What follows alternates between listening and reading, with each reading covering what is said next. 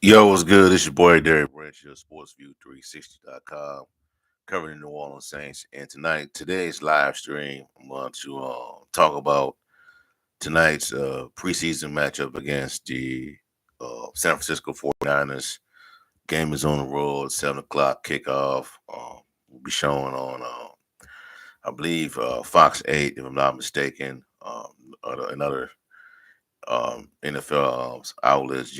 I believe, you can stream it on NFL Plus if you just subscribe to that app, or you know, if you got a Fire Stick, if you got the jailbroken Fire Stick, you probably listen to watch any NFL game free of charge.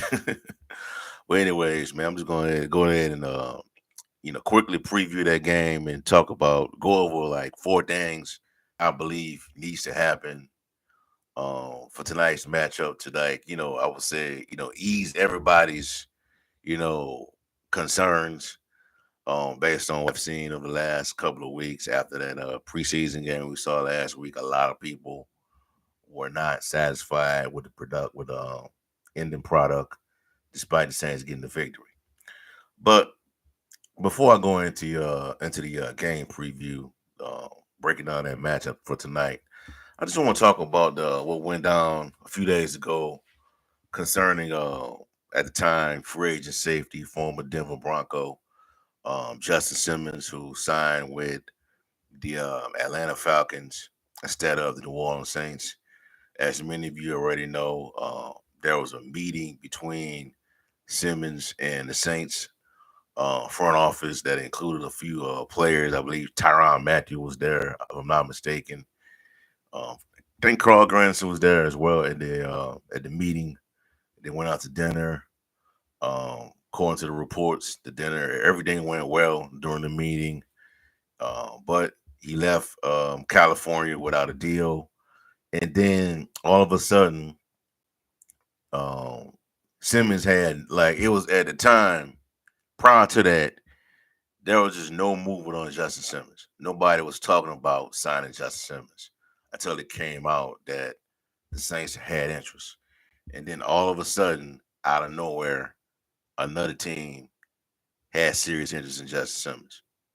So lo and behold, it was the Saints' arch rival, bitter nemesis, division rival, the Atlanta Falcons, who swooped in and signed Justin Simmons. And it was they had the exact same setup on how to get it done. They had a meeting with him, invited a few players to go along with that meeting.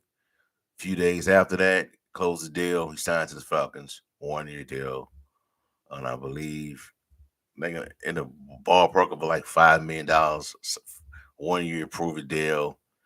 And at the time, people the reports were that they couldn't agree on the Saints and Simmons couldn't agree on Simmons was looking for multiple years on the deal, and the Saints wouldn't give it to him. But he goes to the Falcons and he takes a 1 year deal, and the rest is history. So a lot of people are upset about that, man, and trying to figure out what did how that happened. How did Mickey Loomis um allow Simmons to sign with the Falcons for? I think to me it's like less money, less years on 1 year deal. There's a lot of all kind of theories are coming out about Simmons believing in the Falcons more than the New Orleans Saints, even though um Raheem Morris and Dennis Allen got like identical records as a head coach, and he believes their talent more than he believed the Saints. Something happened. I don't know what it was. Maybe Loomis felt as though he could outbid the Falcons or anybody else, and it didn't work. It backfired. You know, but to me, man, look, would have been great. Would have been great if the Saints could have signed Justin Simmons. Yes, it would have been. It would look really good on the defense. But to me, man, looking at it now and based on the current circumstances with the Saints, I think it was just better to just let Simmons sign with the Atlanta Falcons. because you got to believe what $13 to $14 million in salary cap space. That money needs to go towards the right tackle. If you decide to go that route, that's where that money needs to go to, not a safety. That I thought to me it's more like a luxury piece. It's more like additional talent if you sign Justin Simmons because I think I'm willing to deal with the lumps with Jordan Howden back there. I know Dennis Allen said he wasn't really settled. That position wasn't really settled. Opposite of Tyrann Mathieu, but I just think you're just gonna have to go with just Jordan Howden right now, man. And maybe, excuse me, maybe Howden turns into something. But to me, you really didn't really need Justin Simmons, man. Your defense was already on point to me. Use that money to go for to another different resources, man. Maybe use that money to re-sign Alvin Kamara. Maybe use that money to sign another offensive tackle at a 1 year deal. You know, because there's a list of guys out there that I think the Saints can sign, man. That could probably help his team out. I think I would say even a mid tier right tackle, offensive lineman could be better than Trevor Penning right now. A guy that everybody's saying is washed up could be better than Trevor Penning. So I'm not really all too upset about Justin Simmons signing with the Atlanta Falcons. They still got to go out there and prove it. You know, so we'll see how it all play out. All right, man. So going into the game, man, I got 4 things that I wrote down today on what I need to see, what needs to happen in the Saints preseason matchup against the San Francisco 49ers. And I'm gonna go right into it, man. First, I would like to see a better outing from the first team unit on offense. You know, last week they was only in the game for a couple of drives, and it was the drives were slow. It just did not look good, and that's where a lot of criticisms came into play at last week and following the days after. So according to Nick Underhill of New Orleans Out Football, the players to start the first team unit expect to see a lot of action tonight. So hopefully that's more than a couple of series. Hopefully that's playing into the first quarter. They need the reps. So I would like to see a better performance out of that first team unit. Derek Carr, Alvin Kamara, all those guys. Chris Olave. I don't know if Rashid Shaheed's playing tonight. Not sure. But we need to see a better outing from that first team unit. You know what I'm saying? And hopefully, man, Clint Kubiak could show us something. I know that last week people were. I didn't really. I was also trying to understand what was how that all went down. Where Clint Kubiak said that he didn't want to show a whole lot in that first preseason game, but Dennis Allen wasn't all too pleased about what he saw from the small sample size that they put out. So which one was it? You know, so better outing from the offense, and then from the first unit. That's what I like to see, man. Second on the list, better production out of Trevor Penning and Isaiah Foskey. Last week, man, that was another talker. Trevor Penning became the talk of the week, and he continues to be the talk of the week because it was just bad. I believe he went against the Charger, the Cardinals B team, C team players that was on that roster and that first unit, and he struggled mightily. There's somebody had put together a video, I believe it was like a 2-minute video showing all the snaps that showed all the snaps that featured Trevor Penning in that Cardinals matchup. and the majority of them had him going back like this. Everything going back like that, getting pushed back.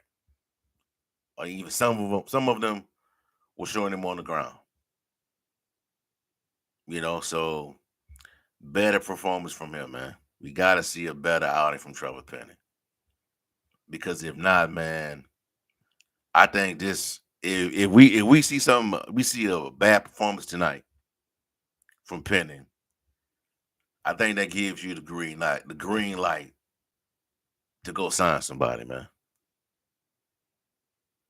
As much as I hate to say this, that gives you the green light to go sign somebody with this money. This 13 to 14 million dollars you got saved up in salary cap space.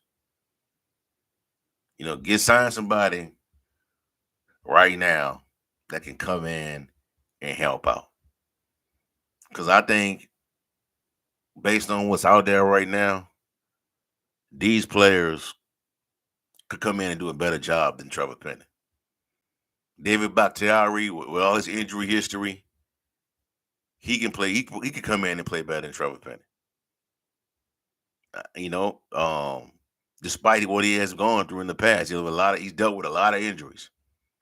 But when he's healthy, he's a really good offensive lineman. Donovan Smith, Charles Leno. They got some names out there that could come out and help this team if the Saints want to go that direction.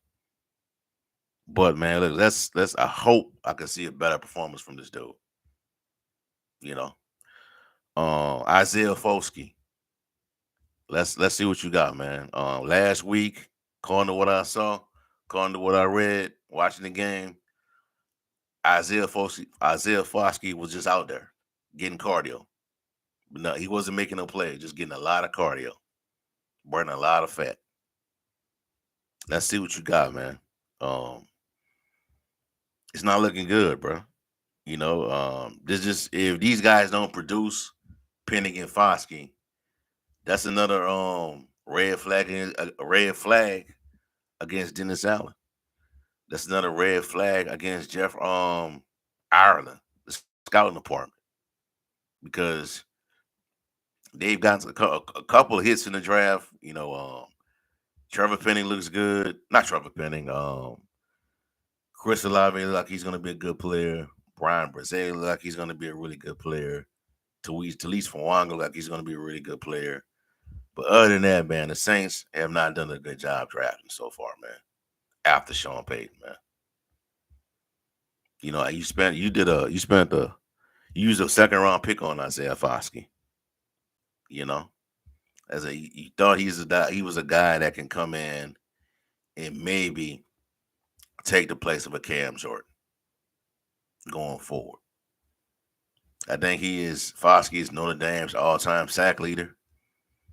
You know, and he's just last week he just got a lot of work in, a lot of cardio in that game. Just running around didn't make a whole lot of things happen. So better production from Trevor Penning and Isaiah Foskey. Number three on the list for me, I would like to see continued growth from quarterbacks, Spencer Rattler and Jake Hayner. I thought both quarterbacks performed exceptionally well, given the circumstances. Going out there playing with wide receivers on the second and third team unit, they did a really good job. Um, Spencer Rattler's numbers could have been on the same level with um, Trevor Penning, Jake Hayner had, but his wide receivers, struggled to get separation throughout the entire game while he was the quarterback. So he only threw for I believe 70 to 80 yards in that game. But I like the way Rattler worked with what he have. I like the way Rattler took command of the offense, especially on that drive to set him up for the field goal, the game winning field goal. I thought he did a really good job with that. Jake Hanner did pretty good as well. Jake Hanner is nothing to sneeze at. Um, I think, you got to keep both of these guys on the team. Do not trade him at all. I know I saw a post on Twitter, I believe, or on the Saints message board that was talking about trade Jake Hayner to the Vikings in order to get a I think one of the Vikings offensive linemen, if I'm not mistaken, because Minnesota just lost their their starting quarterback of the future for right now, and their quarterback they lost coming out of Michigan. I can't think of his name right now, but yeah, JJ McCarthy for the rest of the season. And somebody was saying, well, trade Jake Haynes to the Vikings and try to get an offensive lineman back. I'm just like, nah, man, let's not do that, bro. Let's not trade. Why would we trade? Why should we trade a potential quarterback of the future? Just to fix out a problem for this season, man. You gotta keep you gotta keep both these guys on the roster for this season, man, and possibly the next season as well, because you never know what you're gonna have. You really don't know what you're gonna have, and if you trade Hayden to somebody else, excuse me, you let Hayden go somewhere else and ball out, that could be regretful. You know what I'm saying? That could possibly set this franchise back again another 3 to 4 years. So it's best that both Spencer Rattler and Jay Hayner remain on his team. But tonight, I would like to see more growth from those both of those players. See what they can do.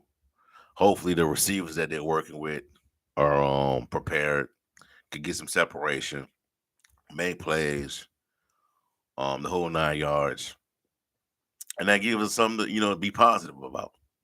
You know what I'm saying? Excuse me. But um, that needs to happen tonight as well. Last on the list, number 4, I'm gonna go with who can step up at the wide receiver 3, because we already know who the wide receiver 1 and 2 is. It's gonna be Chris Olave, Rashid Shaheed. I think Shaheed's dealing with a toe injury, so up there the report is that he's gonna be ready by the start of the season. But who steps up at number 3?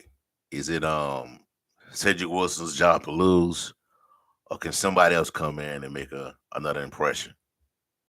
You know, um, because the time is winding down. You got this. This is your second preseason game. You play a third one in the dome, and by that time, decisions have probably already been made on who makes this team and who doesn't make this team. But third receiver is going to be critical for this unit. Third wide receiver is going to be critical for this team. You got your ones and your two. You got Chris Olave, Rashid Shaheed. Who is the number 3 guy? You know what I'm saying? Who can guys like Cedric Wilson hold it down, or can somebody else come in and break in and make something happen? Guy like a Samson Akua, players like that. What happens? But there's a lot of eyeballs on these on tonight's game, man. Where everybody it's been like social media, man, makes everything bigger than what it is, man. Before the event, before Twitter came out and Facebook and all that, nobody wasn't really like paying close attention to preseason like it is now. But now that with all this technology coming about, everybody's watching.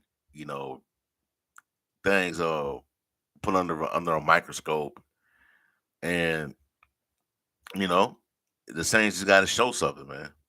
You know what I'm saying? Because as long as if they continue to play like this, continue to come out flat like this, that just more people gonna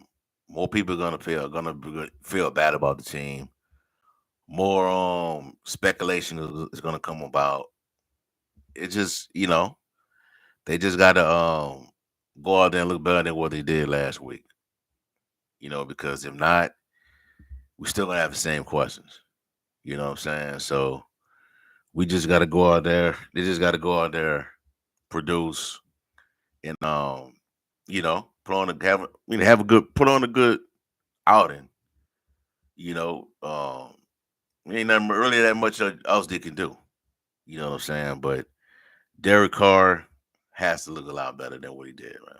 He really do, man. So I'm just gonna sit back, watch how this all play out. Um, shouldn't be that. I think they play. I think the first group plays. I would say at least half of the first quarter. I don't think it's gonna be three play. They're not gonna play like 2 to 3 series and give it up. They're gonna be. They gotta be out. They need to be out there for at least the first quarter, half of the first quarter. If they can be, if they can play the entire first quarter, that would be great. It will be, you know. But I'm really gonna be looking at what Trevor Penning does tonight, man. I really am. You know what I'm saying? Trevor Penning, Isaiah Foskey, um, with two quarterbacks, Spencer Rattler and Jake Hainer. Looking to see what they do tonight in tonight's matchup against the 49ers. But other than that, man, we just got to see, man. Ramsey Kennedy says Saints take up 49ers 24-13. That would be cool, man. That would be cool, man. I just want if you do it 24-13, I just want to see like where them points are gonna come from. Are the points gonna come from Derek Carr and the first team offense? Or are they gonna come from Spencer Rattler and Jake Hainer?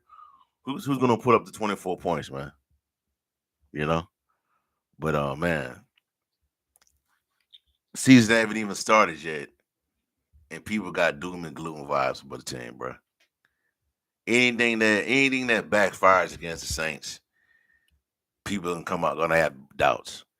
Like with the Justin Simmons signing was a bummer to a lot of people, especially after signing with the Atlanta Falcons.